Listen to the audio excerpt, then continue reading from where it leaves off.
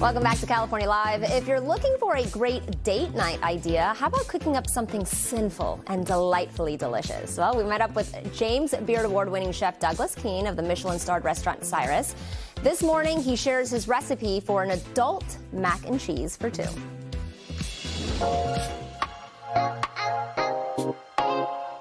Cyrus Restaurant is situated in the middle of a beautiful vineyard in Geyserville and offers a unique dining experience. Dinner experience at Cyrus is basically, we call it the dining journey. It's 12 people at a time that move through 4 different rooms. We do 4 seatings on the hour, 5, 6, 7, 8 o'clock.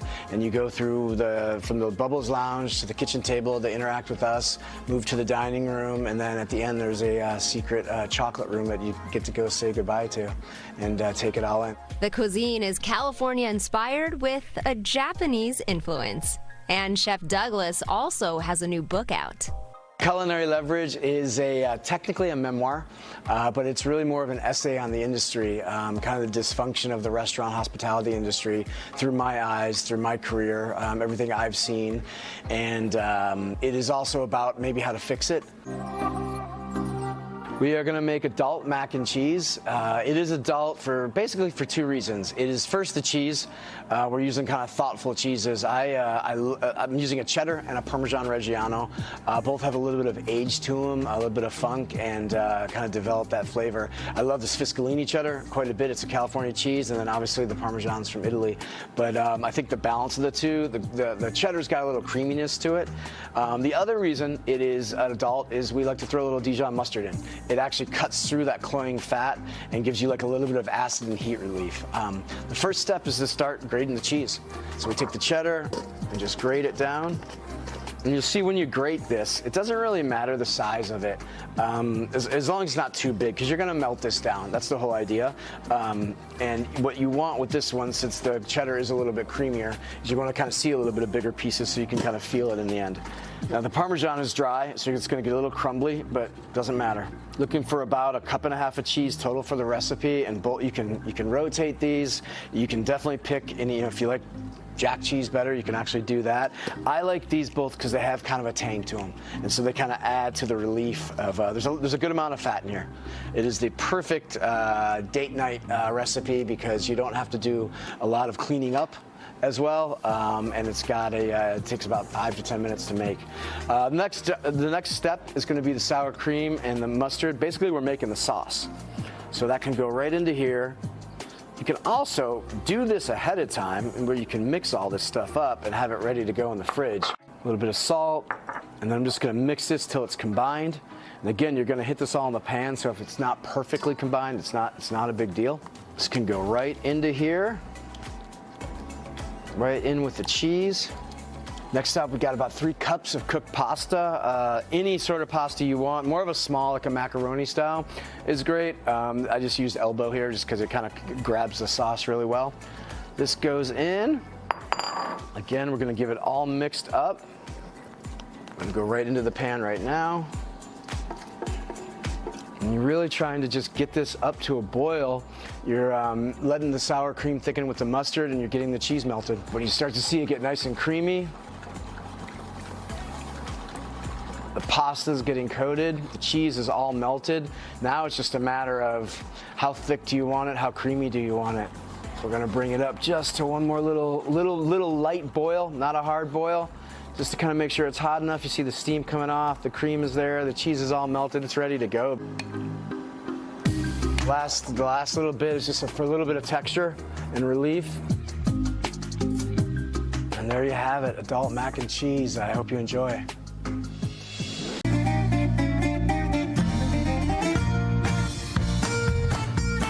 Greek Heritage Month, and we are celebrating in the kitchen with a fabulous classic Greek dessert, Galaktoboureko, also known as a milk custard pie. It's topped with phyllo. It's beautiful. Today I'm going to show you how to make it. First thing we're going to do is we are going to make our simple syrup, because Greek desserts, we love pouring syrup on top of them, whether it's baklava, Galaktoboureko, or a walnut cake. So we're going to just add our sugar right into the bowl. Some water. You want to have almost equal parts water and sugar here, and a little lemon juice. And we are going to just put this on the stove and cook this until it's a thick syrup. All right, while our simple syrup cooks, we are going to go ahead and get started on the filling for this. So we are going to just put our half and half into the pot, and I'm going to go ahead and hold back 1/3 of a cup. We'll add that in later. Now we're going to split the vanilla bean, and we're going to add this into the half and half. This is going to give it such a fabulous vanilla flavor. Okay, once I've split the vanilla bean, I want to take the back of the knife and scrape out all of these vanilla seeds in here, and our orange zest and our lemon zest. Let's put this on the stove. A little whisk. Perfect. Now that it's come to a boil, we're going to go ahead and turn the heat off. Take out our vanilla bean and discard it. And then we're going to just let this cool. Now that our milk has cooled, we are ready to continue with the filling. So we are going to just crack our eggs, put them in here, and we are going to whip this on high speed until they get foamy, and then we're going to slowly add in our sugar and our salt. There we go. All right, so we want to go ahead and check our syrup now. You can see how it's starting to thicken. And just carefully touch this. You don't want to burn yourself. This is what we're looking for. You see how it starts to kind of have a thread of sugar pulling away? That's when you know the syrup is done and thick enough. Okay, I'm going to go ahead and pour my half and half back in here and feed it into my eggs. And we'll add the farina as well. Now, if you haven't heard of farina, it's cream of wheat cereal. So that's what you want to get for this dish. It's the right texture. You want just a tiny, tiny little bit of grittiness in this custard. Okay, so we're gonna go ahead now and turn this back on, not high, medium. We don't want this splashing everywhere, and we'll add in our milk and farina. Okay, perfect. We are now ready to pour this back into the pot. And now we're going to return this to the stove. Okay, this is perfect now. You can see how it's thick. So we are going to go ahead and melt our butter now. Just going to brush our butter around the base and around the sides of the pan, and then we'll start to layer our phyllo. Now, if you have not worked with phyllo before, it dries out very quickly, so you want to work fast. If you feel like you cannot work fast, no problem. Take a kitchen towel, get it wet, wring it out so that there's no water left in it, it's just damp, and you will cover the phyllo. That'll keep it from drying out. And just think of it like a clock. So you're just gonna start lining it. So if we did 3 and 9, now we'll do 12 and 6. And each time we put a little bit of butter onto the phyllo. All right, we are ready to put our filling in. So all we're gonna do is fold it over. And now I am going to show you a technique that is going to make this look gorgeous, like you got it in a pastry shop. So we're gonna brush a little bit butter onto these sheets right here, and then we're gonna scrunch them up. Now we're going to bake it in a 375-degree oven for about 30 minutes until the phyllo gets nice and golden and the custard sets.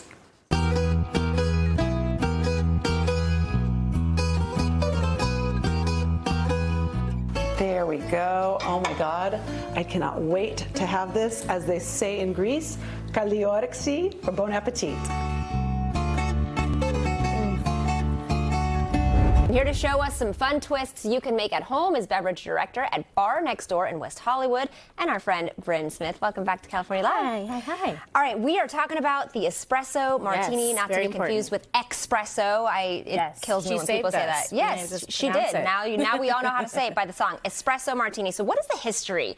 Who decided to put in the early coffee? 80s, a New York bartender, Dick Bradsell, he had a supermodel. To this day, to his deathbed, he did not say who this famous supermodel was. I think it was either Kate Moss or Naomi Campbell. Okay. She came up to him and said, "I need someone to wake me up and to me up." And so he created the espresso martini. We can all guess what the second one was. Okay, I'm gonna have the you classic. shake it. So we're gonna do a classic martini. This is vodka, Kahlua, and a little espresso. Give it a good shake. Shake it up. Shake it up. Shake it up. How am I doing? You're doing good. You're doing good. Yeah, you gotta get that froth. You gotta get that frothiness. You're doing so good. Okay. All right, so this is easy. Here we go. You're just going to take this off here. Ooh. Oh, look at that froth, and you're going to pour it right in there. All right. Pour it in. And then we're going to Look at that. garnish with 3 espresso beans. So what is And it with there's the a 3? meaning with that. So the 3 espresso beans, you garnish it for a cocktail. It gives you health, wealth, and happiness. So it's a little, you know, it's a little good juju as you're drinking your, look at that froth. I know, that's some beautiful froth. Oh, look at this, guys. And there you go. I am ready. Look at how beautiful that is. All right. That's gorgeous. That's a really good, okay, so how do we get the nice foam on there? So the nice froth would be to pull like a fresh espresso shot. Okay. Yes. All right, let me try this. And shake it really well, which you did so good. Yum. I didn't finish my coffee this morning, so. Well, there you go. Oh my gosh, this is like candy. It is. I know it's dangerous. This is dangerously delicious. Yeah. Okay. So this so you're gonna do one kind of like a twist on the classic. Yeah. So this is kind of here like if you know White Russian. This one here, both aged tequila. So the Codillo Reposado is basically aged in a red wine barrel, so you get hints of caramel and vanilla. So here we have the coffee liqueur. Okay. We have the tequila, and then we have a little cream. So you have this and this mixed together. With cream. All right, I'm going to try this one. This one I feel like might be dessert up my alley because I love tequila. Yeah. So. Oh, me too. It's perfect. Ooh, and it's danger. Yeah, danger indeed. This one is being put to the side. Yep. I'm going to walk with this one. And okay, so what is something that we should never do though with an espresso martini? Ooh, I mean, maybe have more than 2. Because you'll be up all night. Okay, that's true. All right. I see some people drinking 3 or 4. Is this something that you have maybe like after a meal, before a meal, just one? It's your journey. You can do whatever you want. Okay. Start the night off, right? All right, so let's do this last one. Okay, so here we go. We have some ice in the shaker. We're going to do a banana espresso peanut butter whiskey espresso martini. We got our protein and our fruit in here. This is what I'm going to say. We're using Screwball, which is the original peanut butter whiskey. And we're going to be putting an ounce of that into the shaker. And then I'm going to have you give me the Kahlua. All right, you are the bar director at Bar Next Door in West Hollywood. How are you guys celebrating with espresso martini? Wow, this is already hitting me, guys. 3 specials. These specials will all be at the bar on Saturday. Specials. All day. There you go, guys. You can try So we did all the 3 of them. Kahlua, half ounce. So 1 ounce of the Screwball, half ounce of the Kahlua, and then we have a half ounce of the banana liqueur. Can I see this one? I don't think I've ever seen banana liqueur. Can appeal. It's wonderful. It's a new product. Ooh, it smells yummy. It's actually my friend's product. I do love that. Right, okay, shake it we're up. gonna shake, shake, shake, shake, shake. That's that new espresso. I'm gonna go ahead and sing the Sabrina Carpenter song. Okay. All right, let's try this one. When you see that, do you see that? Okay, that's really good. That's some nice foam. Right, and here we go. And also just shaking it, of course, is gonna give you the... Absolutely. Okay, perfect.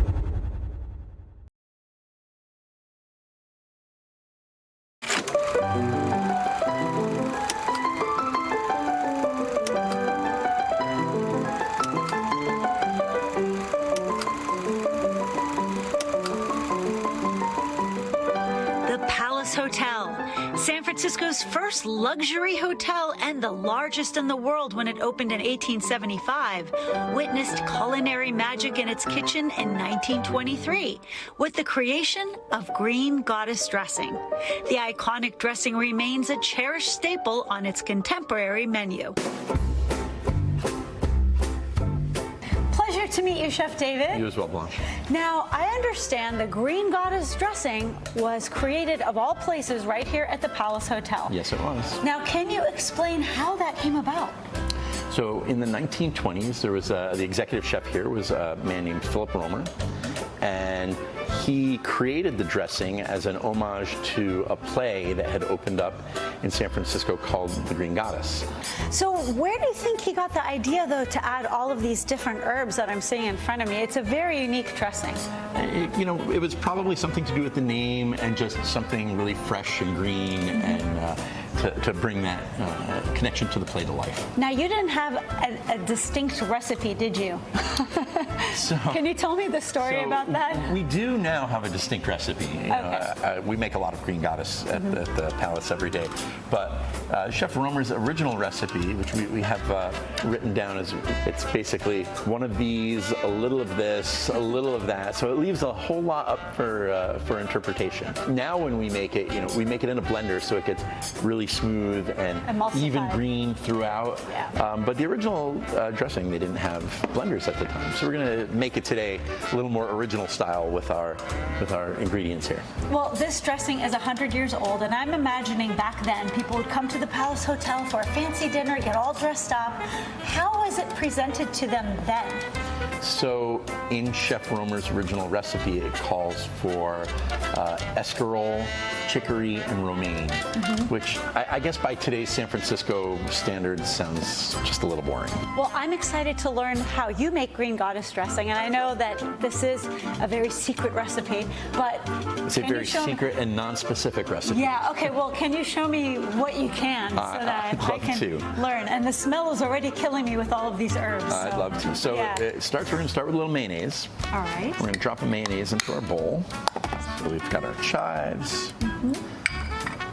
I noticed We've you minced it got super fine. our tarragon and our parsley. And Chef Romer calls for a young onion. We use the bases of green onions. Okay. A little drizzle of garlic oil. And then a little anchovy. Oh, it's kind of like a Caesar in that way. Kind of like a Caesar.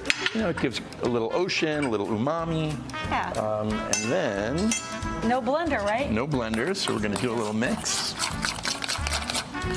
Our finish is going to be, this is tarragon infused vinegar. Nice. And we're going to season it up with a little salt and a little pepper. Perfect. Gorgeous. And I noticed that it's not as green because we did not use a blender, Not right? using a blender. Yeah, so when you use a blender... This is our old school. Yeah, old school, New school. new school. There you go. Well, can I try the new school? Of course.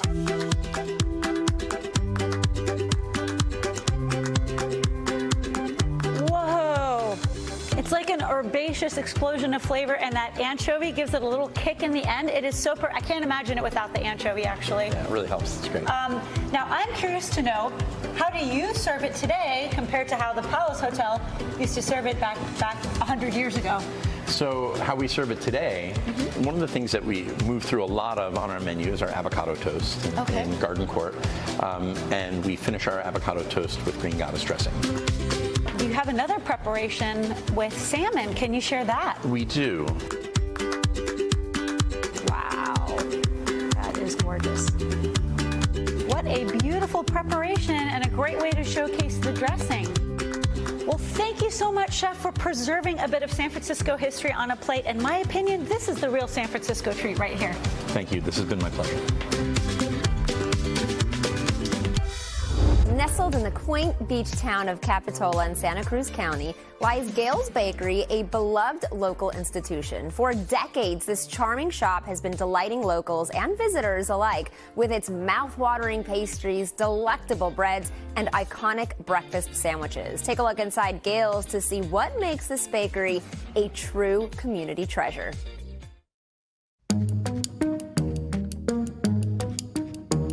The name Gayle's Bakery and Rosticceria conjures images of flaky croissants, decadent cakes, and the irresistible aroma of freshly baked bread. This Capitola institution has been delighting locals and visitors for generations. And it was founded by Gayle and her husband Joe. Started making croissants out of our home. The business built and built and built until I finally had to get it out of the house because the cat was always covered in a layer of flour, and there was 68 pounds of butter in the refrigerator at all times. So we ended up starting a little, as you see right here, 800 square feet in 1978. We're now 10,000 square feet plus. An addition of a rosticceria in 1985 transformed Gayle's into a one-stop shop for everything from a quick breakfast to a hearty lunch or dinner. It's hard to describe because there's not a lot of places like this, but a lot of people call it a food emporium. From their famous princess cake to their pastas, sandwiches, and so much more, Gayle's offers a dizzying array of culinary delights. I would say that our princess cake, which is a domed, marzipan-covered vanilla sponge with lots of pastry cream, lots of whipped cream, and some raspberry jam. That's a big favorite. My favorites are a key lime pie. We make the best key lime pie. I still say, no matter where I go in the United States, I love ours best. The sheer volume of ingredients used monthly is staggering. We go through 1,500 pounds of chocolate a month. We go through 7,700 pounds of butter, 67,000 eggs, 1,400 pounds of pasta, and 6,200 pounds of cheese every month. And Gayle shares some of her baking wisdom with us. One is pay close attention with baking. It's chemistry. Pay close attention to the recipe. Follow the recipe exactly. Two, you probably will have either somewhat of a success the first time or not a success at all, depending on how difficult the recipe is. Keep making that recipe over and over and over again. I always tell people, make it as many times as you need to really get good at it. Pay attention to where you put things in your oven, because sometimes based on my oven, I'll need to start something on the bottom because I want some nice brown on the bottom, like with pies. I'll start them on the bottom because I don't want the top to get brown too fast. I want that bottom crust to get really done and start to bubble a little bit. Then I'll finish it off on the top so I'll get a nice brown top. Also, looking at a recipe, when you're baking, pay attention to what temperature they want you to have the butter. When they say room temperature, they mean it. You want a nice soft butter. When they say refrigerated, a lot of times what I will do, especially for a pie crust, I will take my butter out of the refrigerator, I'll chop it up into little cubes, I'll put it back in the refrigerator, get all the rest of my ingredients together. Then when I'm ready to assemble, I take it out of the refrigerator and use it then. And the secret to Gayle's success isn't just delicious food. It's the dedicated team behind it. You will see that we have something like 30 people who have been with us over 30 years. We have dozens who have been with us over 40 years. We've had something like 11 marriages within the Gayle's family, babies. It's like a whole, it's a family. Louisa Beers, who is our managing partner, started out as a cake decorator and worked her way up to the head of that department, and then the head of the bakery production, and then the head of all production, and then the head of the whole bakery. We can't do it without her. Gayle and her husband, Joe, are culinary artists whose creativity extends beyond the kitchen. Joe's paintings decorate their bakery cafe, while Gayle designs her own jewelry and clothing. And how do they balance working together? We do not talk about business after 7:30 at night. And this sweet spot is more than just a place to grab a treat. It's a place where memories are made and the love of food is shared.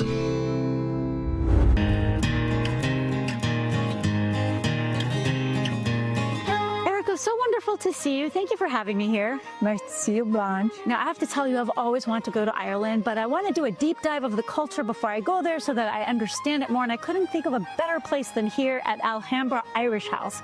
And I understand this architecture is actually quite old, isn't it?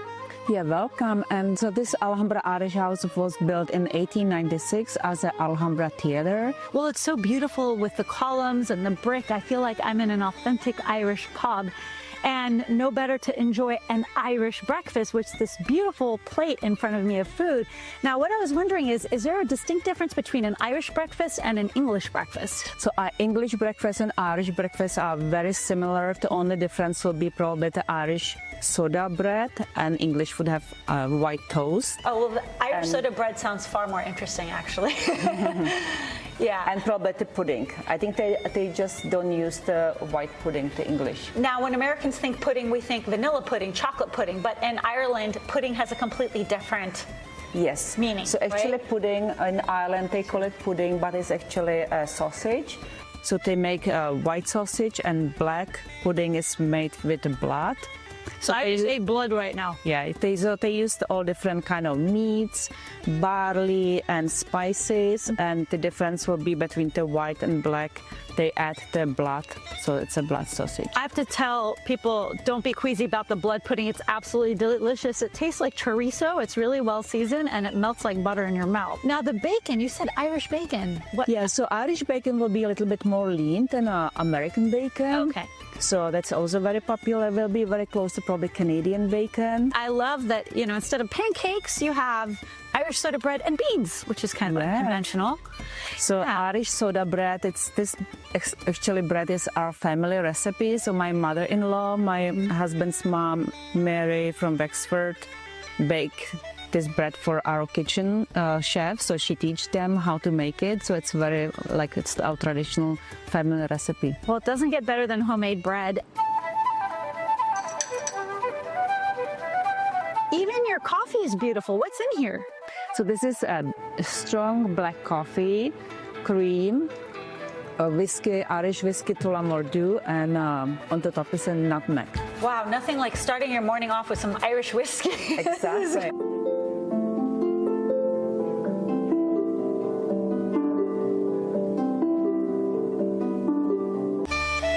I understand you have another treat for us. Yes, dancing. Oh, yay! Okay, well, let me dig in. Let's finish this up so we can enjoy the dancing next.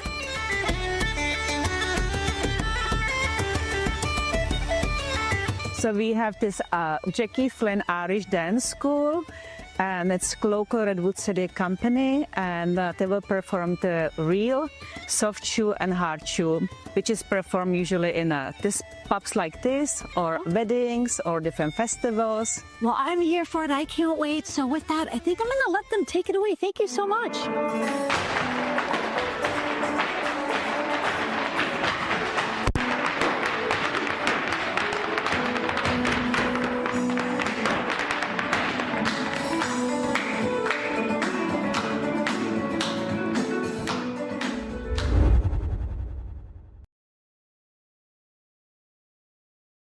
Pastrami on rye, bagel with lox, and a whole lot of pickles. The delicatessen has cemented itself in history as not only a place to devour delicious food, but also somewhere to connect with community.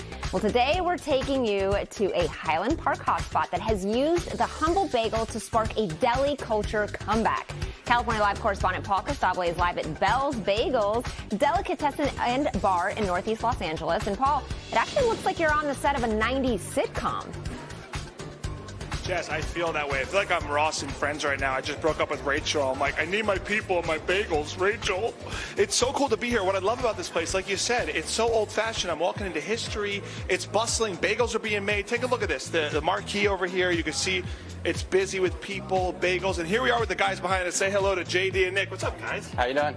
Hey, nice to meet you guys. You too, man. So tell me what goes into this place. Before we start, the name Belle, it's named after great-grandma Belle. Tell me the story. So when I first came up with this concept, I was talking to my mom about wanting to make bagels professionally. And I had a lot of experience in the kitchen, but not a ton of experience baking.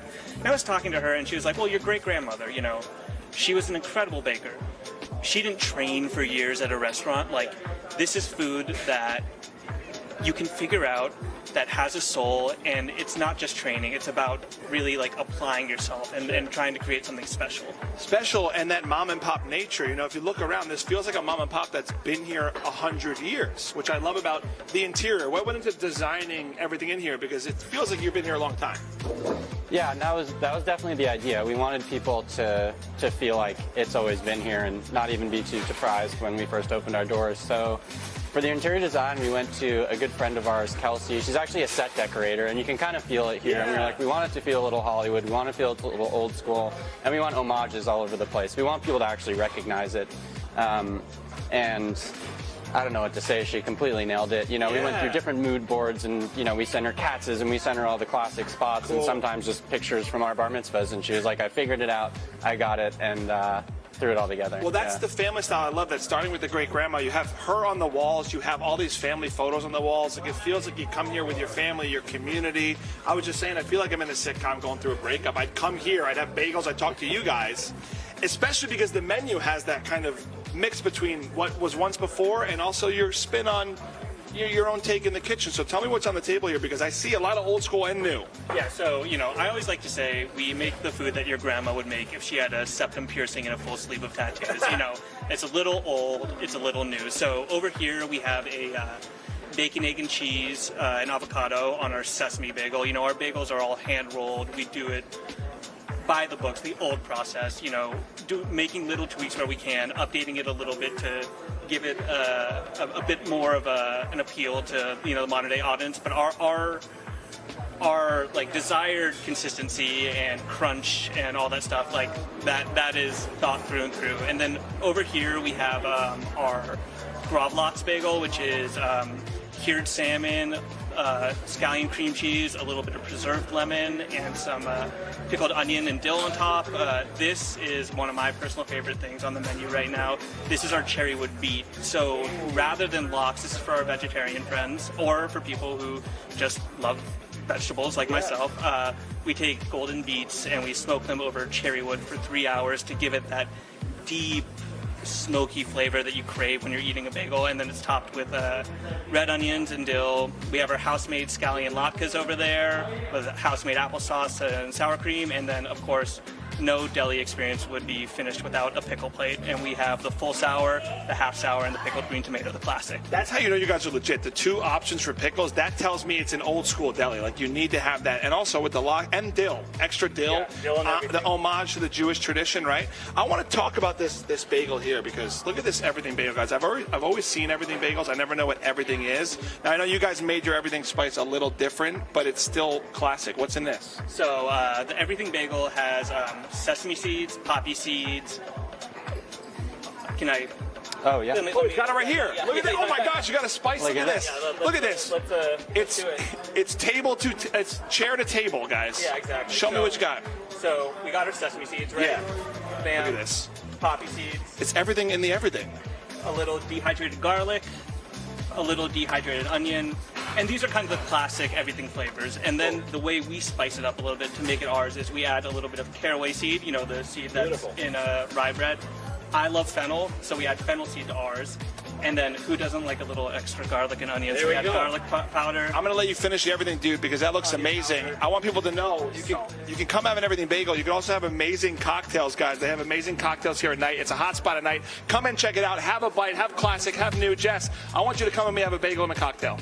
Okay, so for the first time in history, I actually ate before the show and had about 3 cinnamon rolls, but I am dying to try that smoked golden beet bagel. Looks so good with extra dill. So thank you so much.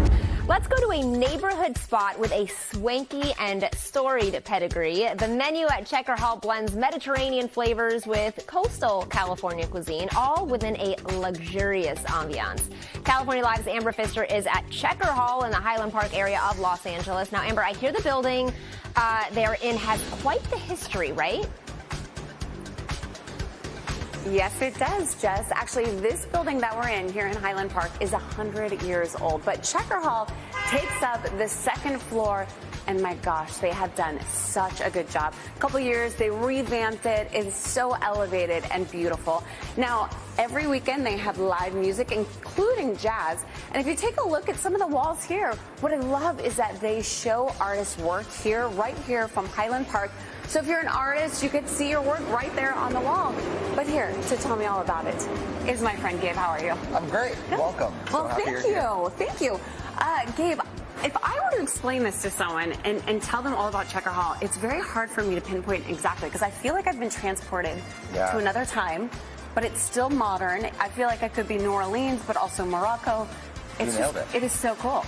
You nailed it. Yeah. Timely, but timeless. Exactly. Playful, fun, kind of maximalist. We want to leave a lasting impression and create memories here. Absolutely. And if someone were to becoming, if they're traveling to LA and you want to take your friends, like this is a place that's going to make them feel almost weirdly at home, like you're at your grandma's house, but also like a vibe. Like it's very cool. And you'll also, of course, have this beautiful patio too. Yeah, we really are a neighborhood for the restaurant. So it's vibrant, it's happening, you can feel the energy every night.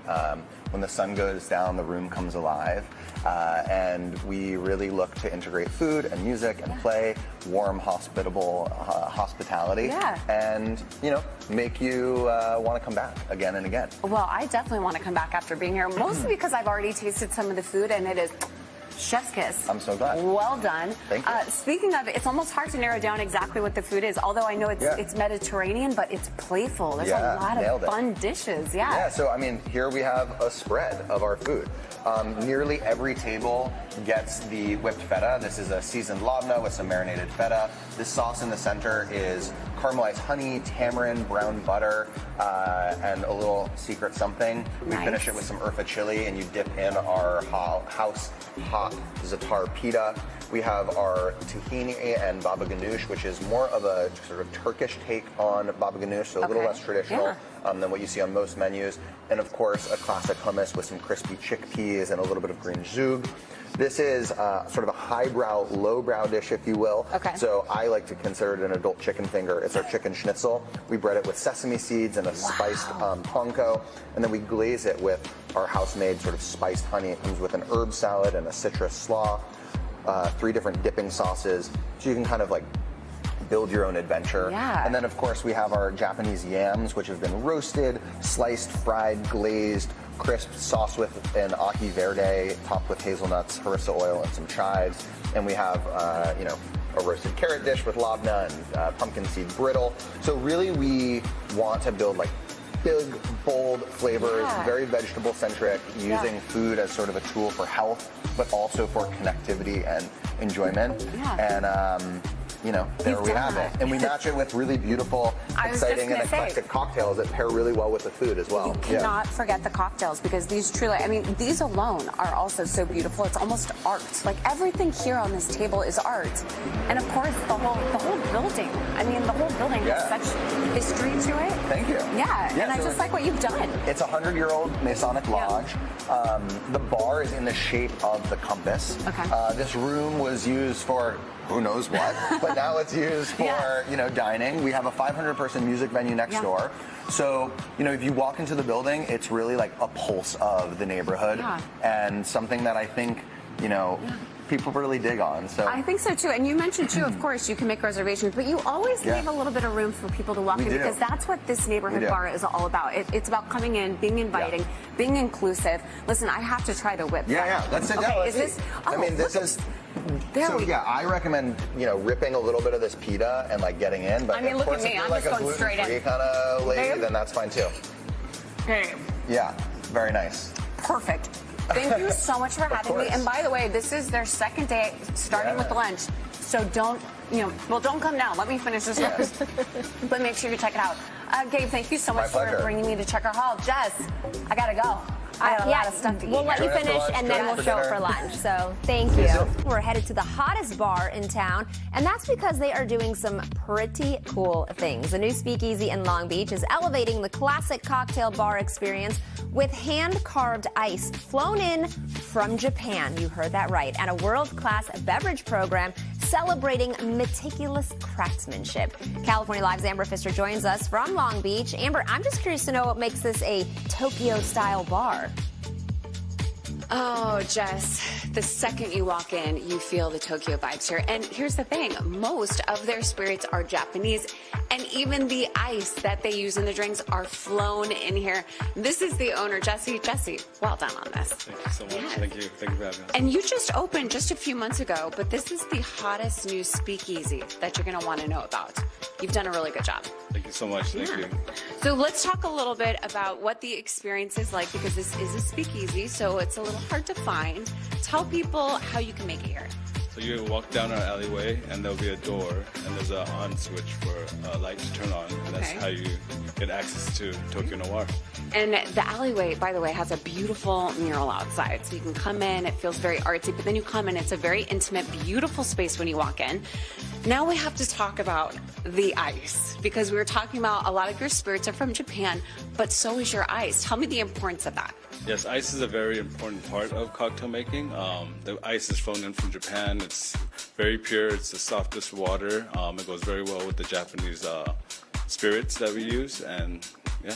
And I feel like that's why when you come in here, this is the most authentic experience that you're going to have. Yes, we try to make it as authentic as possible, like if you're going to Tokyo. Yeah, well, you've done a very good friend. Good job. Let's talk a little bit about some of the cocktails over here. Speaking of, all of the ice, of course, used in this is from Japan. So what is this first drink here? So this is Juice Theory. It is made with watermelon and cherry tomato. It seems like a very odd combination, but it's very refreshing and it works very well. Yeah. This is Monochrome, our martini drink. It has umeboshi, it has some shochu in it. And then the next one right here is Drunken Tiger, which has kimchi, cucumber kimchi, and it also has umeshu inside of it with Japanese whiskey. Okay. And this is Cherry Popper. This is our newest drink, actually, and it has Japanese cherries with Douglas fir. And it has a nice hexagonal sphere inside. I know, I see that ice. I see that ice, and by the way, the Drunken Tiger is calling my name. Okay, and then of course, for those of you who need just a little something, don't worry. They also have some cute bites here. Tell me what's going on. Is this a corn dog? Yes, it's a play on an American corn dog, but made with okonomiyaki batter. And it has katsuobushi, some Japanese mayo, and tonkatsu sauce on top of it. And that's nikuman. It's a Japanese bun, bao bun, and right next to that is a skirt steak that we use, yakiniku style with kizami wasabi. And this is kind of a play on a sashimi dish, but it's with a tostada, and we have wasabi fries here with wasabi aioli. Yum. This is kind of perfect for a good, strong cocktail. You need just a couple little bites. Jesse, thank you so much for having us. And by the way, we were talking about the ice. The only person who can cut up that ice is the ice master. And you have found him, and he is your friend. And his name is Kevin. So I'd like you to meet my new best friend who's making me a cup of cocktails, because we're going to pretend like it's Friday already. Kevin, how are you? I'm good. How are you? Good. So you are an ice master because you actually got a certification in Japan, correct? Which is incredible. I had no idea. That is just shows you're a true pro. Now, what are we making today? We're gonna make a truffle old-fashioned. So the first thing that we do is we light the bitters on fire. Okay, I like the fact that there's fire already early in the morning. Yeah, we just want to caramelize the sugars within the bitters, along with bringing out the aromatics. Look at that. And that's the first step of making it. Then we throw in some Okinawan rock sugar, along with our truffle-infused whiskey. We have this one already prepped. And by the way, when you mentioned truffle and we're talking about ice being flown in from Japan, at first I kind of thought, okay, there's no way that these drinks, this is going to be priced out of my pocket, right? But that's not the case. I mean, this drink alone is your highest drink, which is $29, but then you go all the way down to $12. These are all very attainable drinks. Yeah, you know, we wanted everybody to have this experience. So very accessible. Right. And then we're just gonna carve up a diamond here. And I watched Kevin earlier this morning, by the way, just sharpen his knife. Like, this is a full-on thing he does every single week, sharpens it for about 15 minutes, because this is what he's doing the whole time you're here, which is really cool, because not only are you having a drink, but you get to see a show, which is really fun. That's our diamond here.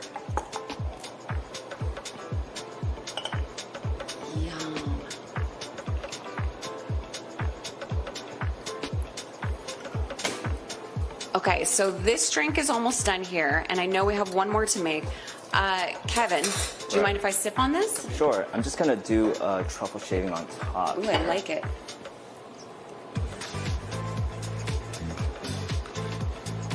Look at that. Okay, this is fancy. Kevin, you've outdone yourself. Now you start making that other drink, because I'm going to have multiple today. Jess, listen, I know that you are a big cocktail drinker, but come in for the ice, come in for the ambiance. I mean, there goes the ice. There we have it. Cheers, my friend. I love that. That old-fashioned is definitely next level. And I was just thinking to myself, I can't even make a square cube of ice, let alone a hexagon. So that's pretty impressive. Thank you so much.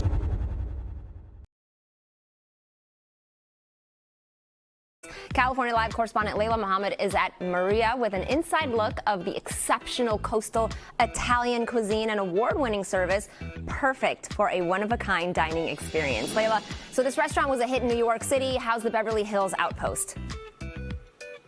Okay, Jess, I'll tell you, it's been open a little over 2 weeks, and I'm told business is already booming. And here to tell us more about it is Dean Gourmet, Director of Client Relations. It's wonderful to see you. Fantastic. Okay, so first tell me what you wanted to bring here to Los Angeles, and specifically Beverly Hills. Of course, well, there's a great expectation. Obviously, we have a very successful restaurant in New York, so maintaining that excellence as we bring it to Beverly Hills, and also bringing Beverly Hills something that's a little more elevated than they're used to is also our goal. Yeah, I walked in, I said, wow. I mean, first I noticed this stunning bar top behind me. If you've been a guest of the New York location, then you'll recognize the honey onyx, the Egyptian honey onyx, which we're famous for. So a lot of people have come in and they're like, oh, this feels just like New York, except we have lighter wood, they have a little bit darker wood, so it's like a little yin and a yang, which is great. Let's talk about sort of the ambiance you've created here. I want to take a little walk through the restaurant because it is gorgeous. What did you create here in terms of the ambiance? So it's a very welcoming, romantic environment. So like we said, we have Valentine's Day coming up soon, so it's going to be a nice welcoming environment for that. But lots of rich woods, different high quality materials. It's really a stunning space to walk into and have a dinner. Yeah, to me, it reads, this is a nice date night location. Okay, and so speaking of Valentine's Day, what do you have in store for people for Valentine's Day? Well, we have a tasting menu to welcome people in, so it's a prefixed menu, and I can actually let Chef Travis give you a little more info on the menu. Yeah, I have to introduce Chef Travis. Before I get to you, I have to first tell you, I know Chef Travis lost his home in the fires in Palisades, so first, I'm so sorry for everything you've lost, but thank you for having us here today. Thank you very much. I really appreciate that. Has cooking been a way for you to sort of just zone out and, focus on that instead of all that you've lost? Being a part of this open has definitely provided some sort of, just something bright to look forward to. So it's been really nice to be able to call this place home. Okay, let's get right into, so what have you created here? What are some of your signature dishes? So to start off, we have the Bronzino Tartare, which is in the front. We season that with pistachio and a house-made Calabrian chili crunch. That's definitely a popular dish here and in New York. It's one of Chef PJ Calapa's originals, and it's incredible. And then right in front of me, we have the fusilli with red wine braised octopus and bone marrow. Oh! Yeah, this is a dish that's never left the menu since day one. It's a classic. Yes. For good reason. Exactly what Dean said, for very good reason. Some of the other dishes here that we have that are unique to Los Angeles are the pappardelle with Dungeness crab and Meyer lemon. Oh, should I taste this one? I heard Dungeness crab. Okay, tell me what I'm eating. So it's house-made pappardelle, sliced scallions, Dungeness crab, and a crab brodetto, and it's finished with Meyer lemon, tarragon, and chive. Also my favorite pasta that's on the menu. If anyone ever asks, that's the one. Yeah. Oh my God, the crab, the flavors, the noodles. They're very good. This is amazing. Now, if I'm coming here for Valentine's Day and I get this, I might marry my man after that. Well, we'll keep that in mind. Okay, thank you. What else do we have here? Another really fun one to the LA location is the Santa Barbara spot prawn tartare stuffed charred avocado. It's garnished with a little fennel, and it has a little bit of Calabrian chili in there for a kick. And then this lobster with stracciatella is another perennial at Marea. It's compressed cherry tomatoes, pickled eggplant, marinated Maine lobster, and fresh stracciatella with basil. Chef Travis, this looks amazing. And so, Dean, for you, are there still reservations available for Valentine's Day? There are a few spots. They are very in demand, but there might be a few spots you can snag.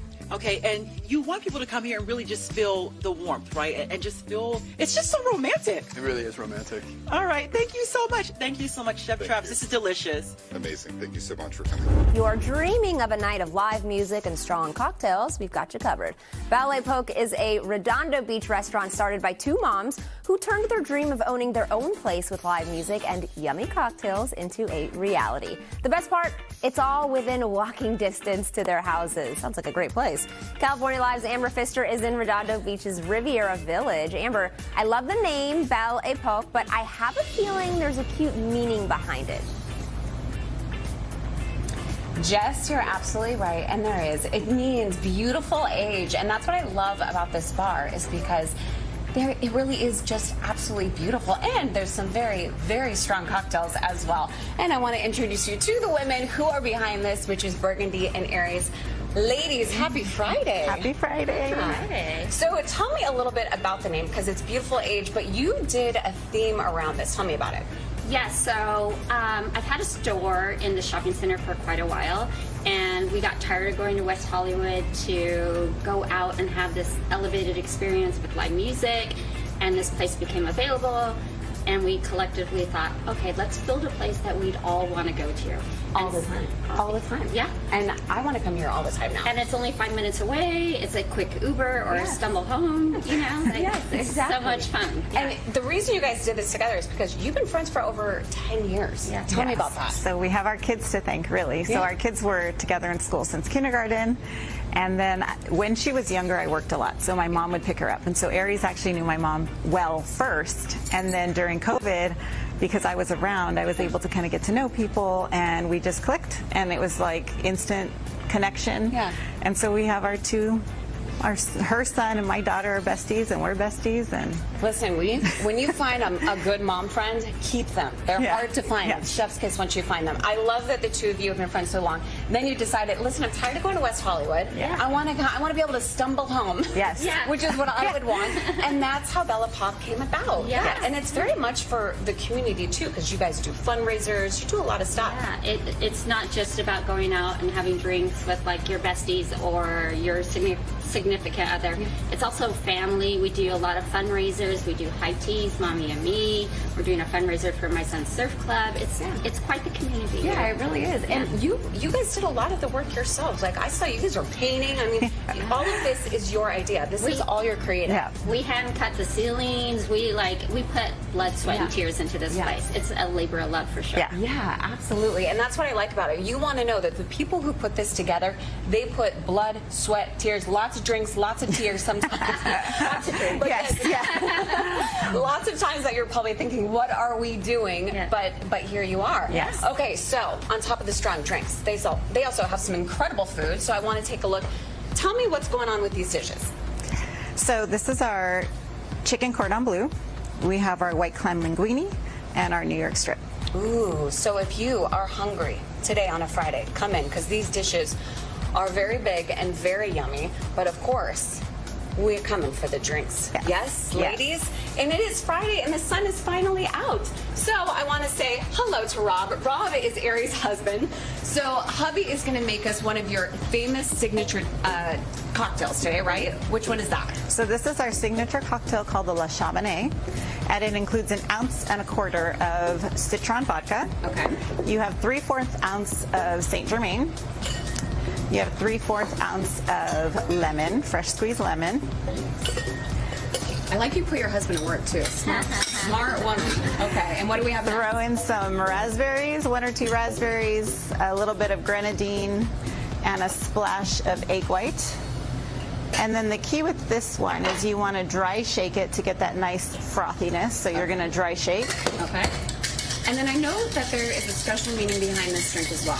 Yes. So Le Chamonix is the most elegant brothel back in the 1800s in Paris. And we just thought it was perfect because it's elegance and women empowerment all in one. And here, listen, it is International Women's Day, so we are going to celebrate every single woman. Whatever your career is, whatever you're going after, we're celebrating you today. And So hubby's got, ooh, ladies, that is a beautiful. You're going to follow your dry shake with shaking with ice for that nice little bit of iciness, and then garnish with a fresh raspberry. Aries Burgundy, thank you so much for having me. Thank and congrats on the you. success of your Cheers, bar. I ladies. love it. I'm going to Thank stumble you. home tonight. So thank you so much. Jess, happy Friday. Happy the sun is out, Friday. my friend. Let's get drinking. Cheers. Happy Friday. Yes, celebrate every woman. All right. Thank you so much, ladies.